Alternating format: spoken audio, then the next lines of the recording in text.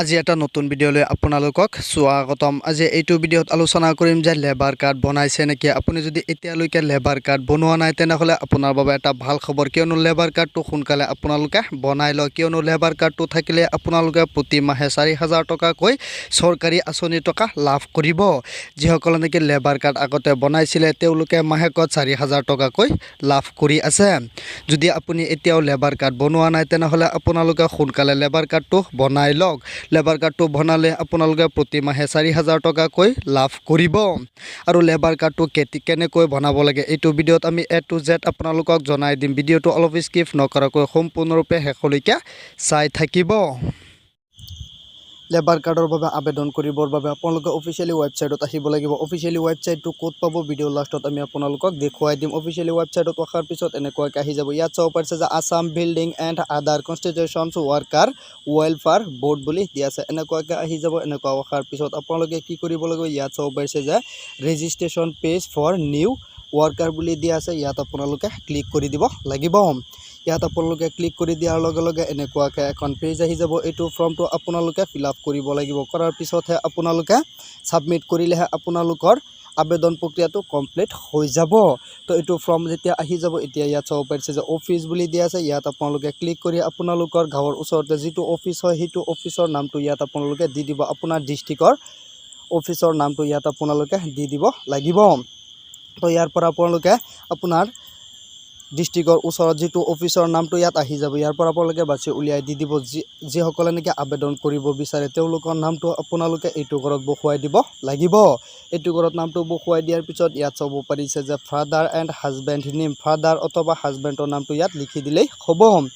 তো ইয়াত চাব পাৰিছে DOB, ইয়াত চাব পাৰিছে আপোনাৰ ডেট অফ বাৰ্থটো বহুৱাই দিব লাগিব। ডেট অফ বাৰ্থটো বহুৱাই দিয়াৰ পিছত ইয়াত চাব পাৰিছে যে DOB প্ৰুফ, ইয়াত চাব পাৰিছে আপোনালোকে যেতিয়া নেকি ব্ৰাউজাৰত ক্লিক কৰি দিব তেতিয়া আপোনাৰ মোবাইলৰ গেলাৰী অ'পেন হৈ যাব। তাৰ পৰা এটা ফটো আপোনালোকে আপোনাৰ ডেট অফ বাৰ্থৰ এখন ফটো ইয়াত আপোনালোকে আপলোড কৰি দিব লাগিব।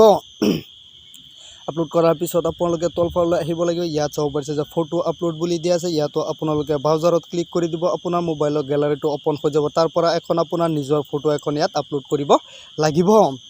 আপলোড কৰাৰ পিছত ইয়াত চাব পাৰিছে ছিগনেচাৰ ইমেজ বুলি দিয়া আছে। ইয়াত আপোনালোকে ক্লিক কৰি দিব। ব্ৰাউজাৰত ক্লিক কৰাৰ পিছত আপোনালোকে এখন সাদা কাগজত এখন চহী কৰি ল'ব। চহী কৰাৰ পিছত আপোনাৰ মোবাইল দি ফটো উঠাই আপোনাৰ মোবাইলত থৈ দিব। পিছত আপোনালোকে ইয়াত ব্ৰাউজাৰত ক্লিক কৰি দিব। আপোনাৰ মোবাইলৰ গেলাৰীটো অ'পেন হৈ যাব। তেতিয়া আপোনালোকে তাৰ পৰা এইটো ছিগনেচাৰৰ ফটোটো ইয়াত আপলোড কৰি দিব। দিয়াৰ পিছত ইয়াত চাব পাৰিছে যে জেণ্ডাৰটো দিয়া আছে মেল ফিমেল আদাৰ্ছ কোনটো হয় ইয়াৰ পৰা আপোনালোকে চিলেক্ট কৰি ল'ব। চিলেক্ট কৰাৰ পিছত ইয়াত আপোনালোকৰ মোবাইল নম্বৰটো দি দিব লাগিব। ইয়াত আপোনালোকে মোবাইল নম্বৰটো দিয়াৰ পিছত ইয়াত চাব পাৰিছে যে কাষ্ট কেটাগৰী বুলি দিয়া আছে। ইয়াৰ পৰা আপোনালোকে কোনটো হয় ইয়াৰ পৰা আপোনালোকে চিলেক্ট কৰি ল'ব লাগিব আপোনাৰ কাষ্ট কোনটো হয়। তো ইয়াত চাব পাৰিছে মেৰিটিয়েল ষ্টেটাছ, আপোনালোকে মেৰিটিয়েল হয় না আনমেৰিড হয় ইয়াত আপোনালোকে চিলেক্ট কৰি ল'ব যে কোনটো হয়। যদি আপোনালোকে এতিয়া বিয়া পতা নাই তেনেহ'লে আনমেৰিডত দিব, যদি বিয়া পাতিছে তেনেহ'লে মেৰিটত দি দিব। ইয়াত চাব পাৰিছে ডেট অফ ৰিটায়াৰমেণ্ট, আপোনালোকে ইয়াত আপোনালোকে চাব পাৰিছে if you are husband wife and member of this board. তো ইয়াত আপোনালোকে নোত ক্লিক কৰি দিব। নোত ক্লিক কৰাৰ পিছত ইয়াত চাব পাৰিছে নেচাৰ অফ জব, ইয়াত আপোনালোকে ক্লিক কৰি ইয়াৰ পৰা আপোনালোকে চিলেক্ট কৰি ল'ব লাগিব যে আপোনালোকে কোনটো জব কৰিব বিচাৰে, মানে কোনটো কাম কৰিব বিচাৰে। তো ইয়াত চাব পাৰিছে যে প্ৰেজেণ্ট এড্ৰেছ, ইয়াত আপোনালোকৰ এড্ৰেছটো এইটো ঘৰত আপোনালোকে শুদ্ধকৈ বহুৱাই দিব লাগিব।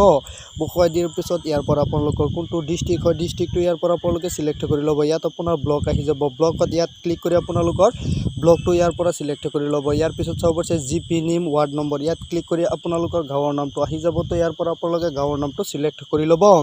ইয়াত আপোনালোকে পিনক'ডটো বহুৱাই দিব। পিনক'ডটো বহুৱাই দিয়াৰ পিছত এইটো ঘৰত আপোনালোকে টিক মাৰ্ক কৰি দিব। টিক মাৰ্ক কৰি দিয়াৰ পিছত ইয়াত চাব পাৰিছে পাৰ্মানেণ্ট এড্ৰেছ, আপোনালোকে য'ত বসবাস কৰে সেইটো জেগাৰ এড্ৰেছটো এইটো ঘৰত আপোনালোকে লিখি দিব লাগিব।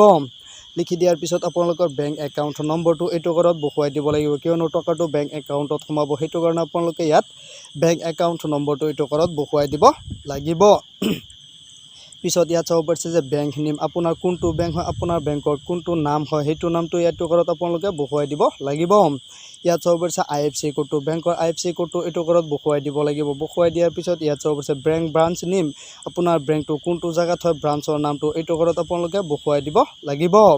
দিয়াৰ পিছত ইয়াত চাব পাৰিছে বেংক পাছবুক ফাৰ্ষ্ট পেজ আপোনালোকে ইয়াত ব্ৰাউজাৰত ক্লিক কৰি আপোনাৰ মোবাইলৰ গেলাৰী ওপেন হৈ যাব তাৰ পৰা আপোনালোকৰ বেংক পাছবুকৰ ফটো এখন ইয়াত আপলোড কৰি দিব দিয়াৰ পিছত ইয়াত চাব পাৰিছে যে আধাৰ কাৰ্ড নম্বৰ ইয়াত আপোনালোকে আধাৰ কাৰ্ড নম্বৰটো বহুৱাই দিব লাগিব বহুৱাই দিয়াৰ পিছত ইয়াত চাব পাৰিছে আধাৰ কাৰ্ড কপি ইয়াত আপোনালোকে ব্ৰাউজাৰত ক্লিক কৰি দিব আপোনাৰ গেলাৰী ওপেন হৈ যোৱাৰ পিছত ইয়াৰ পৰা আপোনালোকে আধাৰ কাৰ্ডৰ ফটোটো ইয়াত আপলোড কৰি দিব লাগিব ইয়াত চাব পাৰিছে ভোটাৰ আইডি কাৰ্ড ইয়াতো আপোনালোকে ব্ৰাউজাৰত ক্লিক কৰি আপোনাৰ মোবাইলৰ পৰা আপোনালোকৰ ভোটাৰ আইডিখন এখন ফটো মাৰি পিছত ইয়াত আপলোড কৰি দিব লাগিব দিয়াৰ পিছত do you have a Ayushman Bharat card আপোনাৰ আয়ুষ্মান ভাৰত কাৰ্ড আছে নেকি যদি আছে তেনেহ'লে এছত ক্লিক কৰি দিব আৰু নাথাকিলে ন'ত ক্লিক কৰি দিব এমপ্লয়াৰ নেম ইয়াত আপোনালোকে ইয়াত আপোনাৰ নামটো লিখি দিব লাগিব ইয়াত চাব পাৰিছে এমপ্লয়াৰ এড্ৰেছ ইয়াত আপোনালোকৰ এড্ৰেছটো লিখি দিব লাগিব ইয়াত চাব পাৰিছে এফচি নম্বৰ এইকেইটা নিদিলেও হৈ যাব যিকেইটাত নেকি আপোনালোকৰ আপোনাৰ ইয়াত ষ্টাৰ মাৰ্ক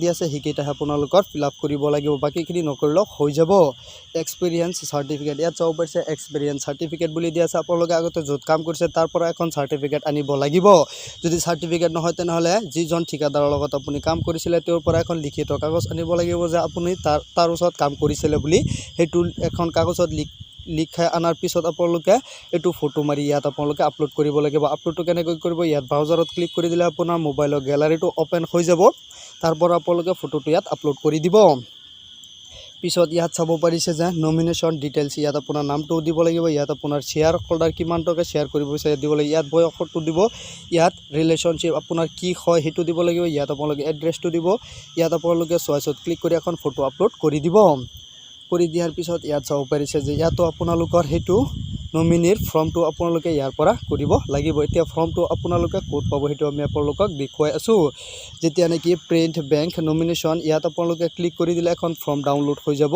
ইয়াত এখন ফৰ্ম ডাউনলোড হৈ যাব এনেকুৱাকৈ ফৰ্ম এখন ডাউনলোড হৈ যাব এইটো ফৰ্ম আপোনালোকে ফিল আপ কৰিব লাগিব কৰাৰ পিছতহে আকৌ আপোনালোকে এইটো জমা দিব লাগিব এইটো ফৰ্মটো আপোনালোকে ফিল আপ কৰাৰ পিছত ইয়াত আপোনালোকে ফটো মাৰি আপোনাৰ মোবাইলত ব্ৰাউজাৰত ক্লিক কৰি আপোনাৰ মোবাইলৰ গেলাৰী ওপেন হৈ যাব তাৰ পৰা আপোনালোকে ফটোটো ইয়াত আপলোড কৰি দিব লাগিব ইয়াত ৰেজিষ্ট্ৰেশ্যন ফৰ্ম কপি ইয়াতো আপোনালোকে ইয়াতো ক্লিক কৰি দিলে এখন ফৰ্ম ওলাই যাব সেইটো ফৰ্ম আপোনালোকে ফিল আপ কৰি ইয়াত আকৌ আপোনালোকে ফটো মাৰি ইয়াত আপোনালোকে আপলোড কৰি দিব লাগিব ইয়াত চাব পাৰিছে গ্ৰেট অ'টিপিত ক্লিক কৰি দিব যেতিয়া আপোনাৰ মোবাইলত এখন অ'টিপি যাব অ'টিপিটো এইটো ঘৰত বহুৱাই দিয়াৰ পিছত নেক্সট পে'মেণ্ট বুলি আহি যাব ইয়াত আপোনালোকে ক্লিক কৰি দিলে আপোনাৰ কামখিনি কমপ্লিট হৈ যাব পিছত আপোনাৰ পে'মেণ্টৰ অপশ্যন আহিব তাৰ পৰা আপোনালোকে 25 টকা এটা অনলাইন পে'মেণ্ট কৰিব লাগিব তেতিয়া আপোনাৰ ৰেজিষ্ট্ৰেশ্যনটো হৈ যাব আপোনাৰ আবেদন প্ৰক্ৰিয়াটো কমপ্লিট হৈ যাব এনেকৈ আপোনালোকে আবেদনটো কৰিব পাৰিব এতিয়া আপোনালোকে অফিচিয়েলি ৱেবছাইটটো ক'ত পাব আপোনাৰ মোবাইলত যিকোনো এটা ব্ৰাউজাৰ ওপেন কৰি ইয়াত চাৰ্চ কৰি দিব laborassam.com বুলি ইয়াত আপোনালোকে চাৰ্চ কৰি দিয়াৰ লগে লগে প্ৰথমতে আহি যাব www.laborassam.com বুলি আহি যাব ইয়াত আপোনালোকে ক্লিক কৰি দিব অফিচিয়েলি ৱেবছাইটটো